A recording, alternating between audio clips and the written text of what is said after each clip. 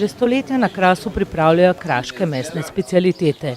Ugodno kraško podnebje in skrbna roka pridelovalcev naredi pršut še boljši. Naš proizvodni program obsega proizvodnjo suhomesnatih izdelkov, in sicer kraški pršut, lokavski pršut, domači špek, kraška panceta, kraški zašin. Združeni smo v združenju GIS kraške mesnine, kar pomeni, da lahko proizvajamo izdelke z označbo kraški pršut, kraška panceta ter kraški zašin.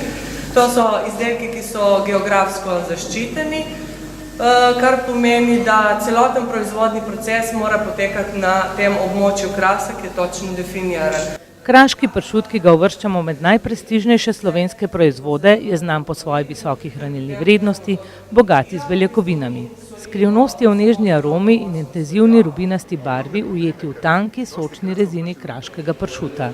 V pršutarni Lokev na Krasu se zavedajo vrednote zdravja, zato zaupajo in prisegajo na naravno proizvedene kraške mesnine.